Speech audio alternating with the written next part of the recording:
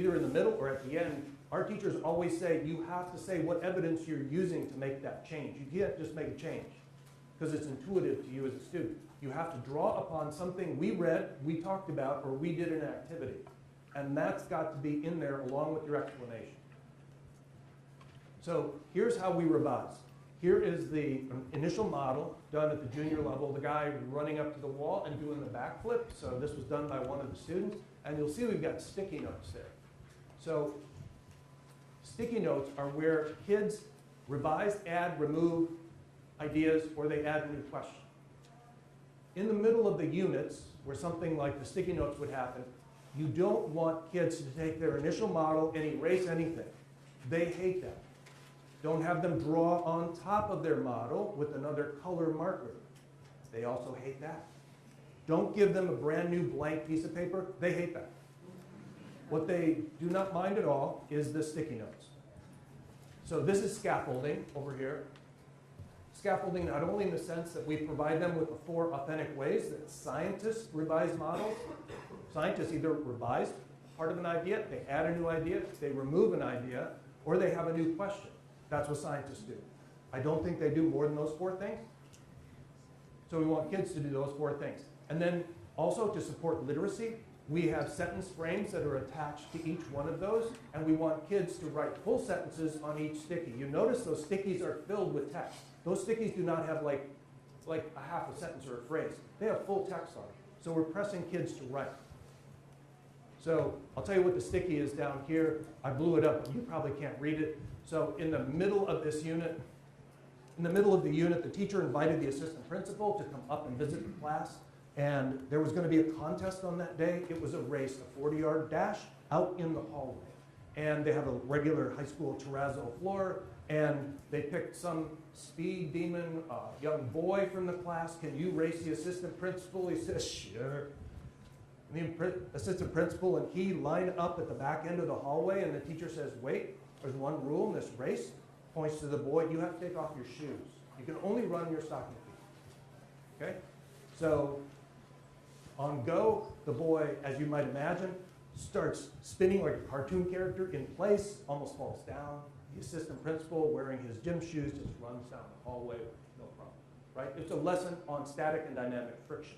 You cannot even begin to jump. You can't even get started to go on the wall unless there's friction between your foot and the ground. So here's what this group said after observing that activity. We think, according to our sneakers and socks activity, it supports part of our model, but we would like to change that sneakers matter and traction with the wall and ground matters. It should be added to make it, our model, even more accurate. So the student is using traction rather than friction. I would note that as a teacher, but I do like where her or his thinking is going. So here is this is a 4th grade revision of a model. This is the guy who broke the glass with just the sound from his voice. You can look at all of the changes this pair of students wants to make. 1, 2, 3, 4, 5, 6. And here's what this student said. I would let me preview this before I show you that. If you can look in the middle drawing there, you see the guy in the middle drawing, the stick figure. That's part of the template.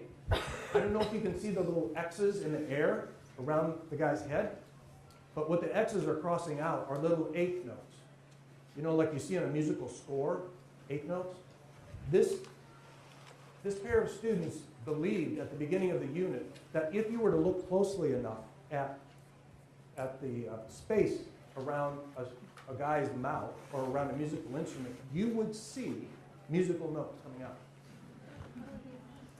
I know I worked with a high school in Milwaukee where freshmen in high school believed that musical notes came out at the microscopic level from the bells of saxophones at 9th grade. This is 4th grade.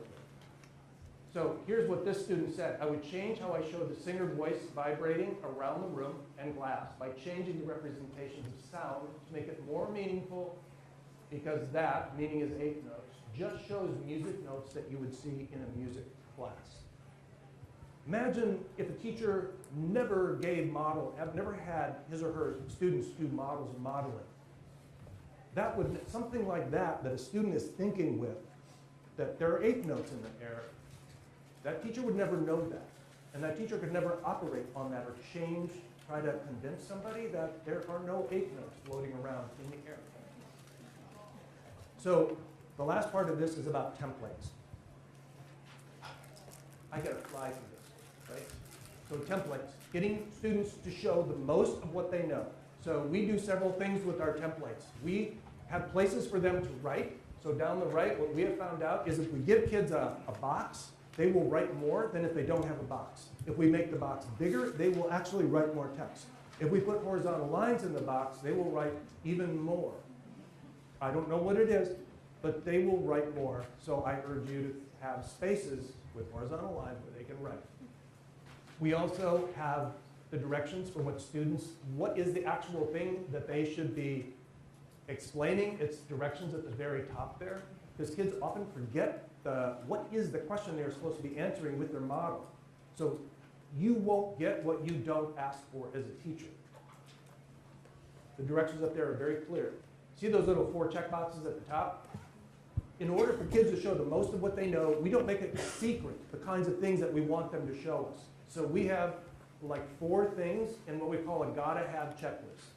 There are 4 things. The first one up there is they gotta show us how molecules cause pressure. Do not turn this model back into me unless you have made an attempt to show that. So I'm not making it a secret what the criteria are. We're just turning it into. So we got 4 things like that about how molecules cause pressure. There's 4 other things up there. We also use before, during, and after. We almost never have a model where it's just, they're just showing what happens in an event without before, during, and after each part. And this is a final model. We do not have these huge spaces for writing when they do their initial models at the beginning of the unit. This is at the end of a unit where we include all these things. So remember the guy went up in the lawn chair with his balloon? This is the initial models the kids did on the very first day of the unit. And they write some good stuff. This particular student knows some science, not bad. And then, so here's what the student just wrote in his initial model in the first panel. Here's that same student on the final model about a week and a half, 2 weeks later. You can see that he now thinks that the guy and the lawn chair and the balloons are a system of forces. The ropes have tension. I'll show you what he says. I'm not going to read it all in the interest of time, but the student now thinks that it's a system. There's nothing acting on Eric except the chair pushing up against gravity.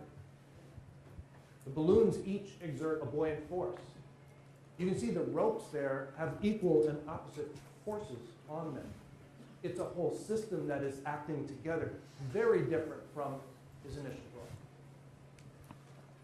And this is the guidance that was at the top of the final model. There's a question that students are supposed to answer. There's very clear directions about what conventions we're going to use. How do we represent force? I want you to represent it in this way. On the left, the teacher has got 4 things in the gotta have checklist. You've got to have these 4 things. And as the kids are working on their final model, the teacher goes around and says, I can't see this thing in your model. This is one of our points in the explanation checklist, like how forces cause changes in motion. I don't see that in your model. You've got to put that in there before you turn it in. And then there's a request for kids to use evidence. They have to, in one of the 4 panels on their final model, they have to show evidence.